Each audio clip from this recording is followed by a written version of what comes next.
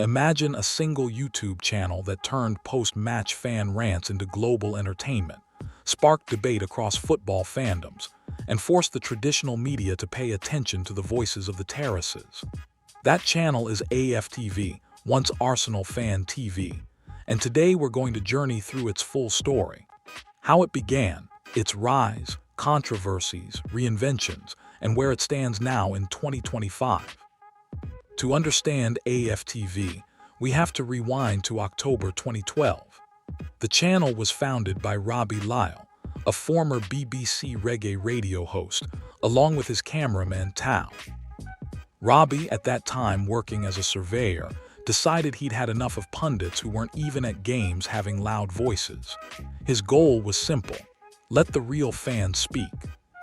Their first set of fan interviews happened after an Arsenal versus Tottenham match, where Arsenal won 5-2. These early Vox Pop interviews became the blueprint. Walk up to fans leaving matches and let them say what they really think. From the start, the tone was rough around the edges, emotionally raw, unfiltered, sometimes angry, but that was part of the appeal. At that time, this fan-led media approach was relatively novel. Arsenal Fan TV pioneered what would soon become the model for other clubs' fan channels. Over the next few years, Arsenal Fan TV exploded in popularity. The reasons were many. Timeliness and authenticity. They produced reaction videos immediately after matches, capturing raw emotion before it faded. Relatability. Many fans saw themselves in the voices, passionate, frustrated, hopeful, critical. Viral moments. Rants and viral soundbites, both positive and negative, spread across social media, bringing attention from non-Arsenal fans too. By mid-2010s, Arsenal Fan TV was a must-watch, even for rival fans curious about fan sentiment. Some of the well-known recurring contributors emerged during this period.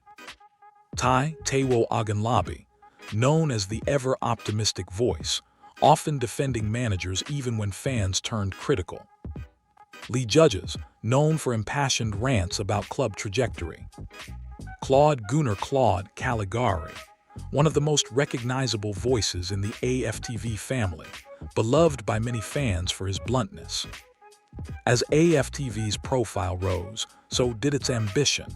In April 2018, Robbie Lyle fronted the Real Football Fan Show on Channel 4, a late-night TV show dealing with fan issues, co-starring many regulars from Arsenal Fan TV. This move signaled that fan media was not just YouTube clips. It could infiltrate mainstream broadcast too. But with fame came scrutiny. AFTV's approach, loud, emotional, occasionally inflammatory, led to numerous controversies. By around 2018, Arsenal FC's hierarchy expressed concern over the use of Arsenal in the channel's name, citing copyright and brand protection. Eventually, the channel was rebranded from Arsenal Fan TV to simply AFTV, and their social media handles shifted to @AFTV Media to reduce legal friction. Several public disputes and criticism. Gary Neville, a pundit, criticized the channel, saying fans slatting every player and the manager wasn't productive. The channel faced backlash for collaborating with the Sun newspaper in 2017, a disputed publication among many football fans, notably in Liverpool. There were also moments where audience members attempted to physically confront contributors trying to film after games. In 2020, Claude was indefinitely removed from AFTV after comments on a watch-along stream were judged to have racial undertones in relation to Tottenham player Son Heung-min. Claude later passed away in March 2021.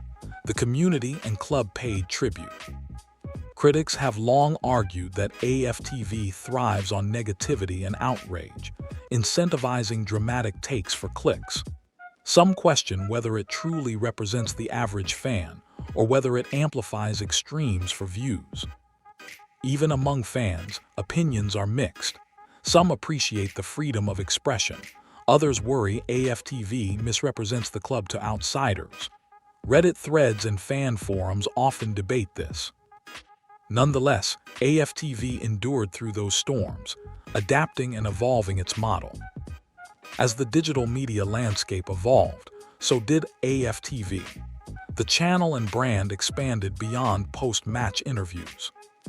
Mobile app and platform development. In 2022, AFTV launched a mobile app to centralize content, engage fans, and collect data built without traditional coding. This allowed them to push personalized content, match analyses, polls, and more, extending engagement beyond YouTube. And recognizing its global fan base, AFTV started organizing live events abroad. A notable example: in May 2025, Robbie Lyle visited Kenya for a week, including a watch party in Nairobi, fan meetups, and media sessions, cementing AFTV's growing footprint in Africa. They also had prior success in Nigeria.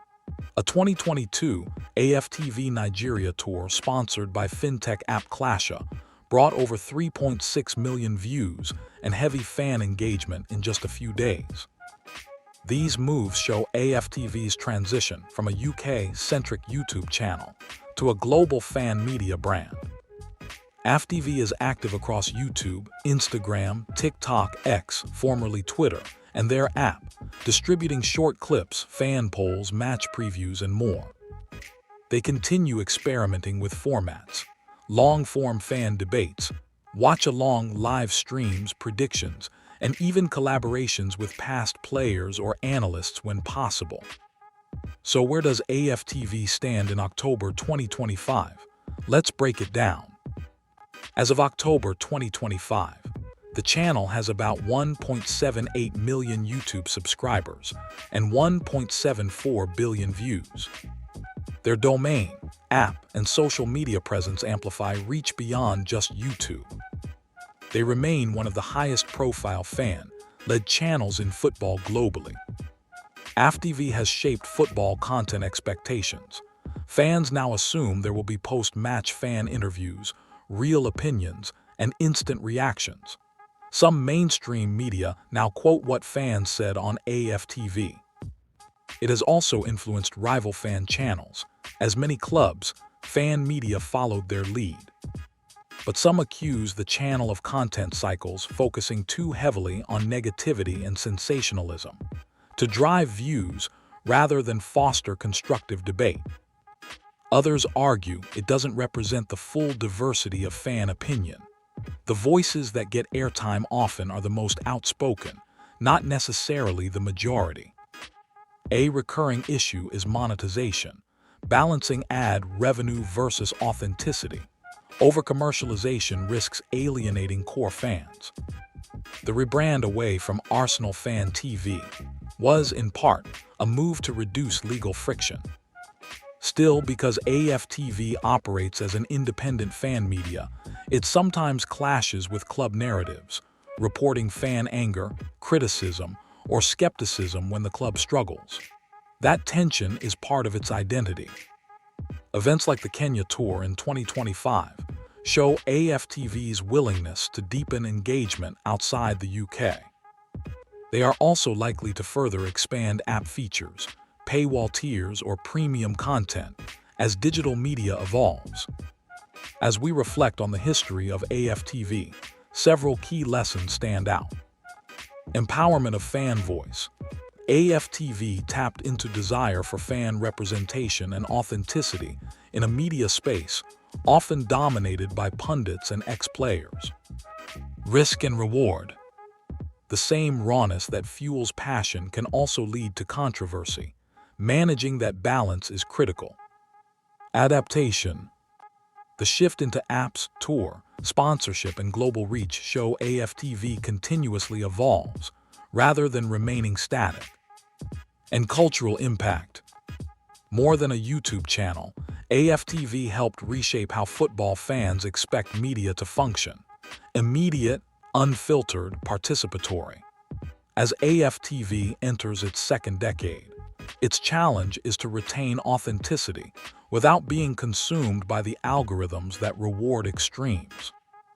In 2025, AFTV is no longer just a fringe fan project.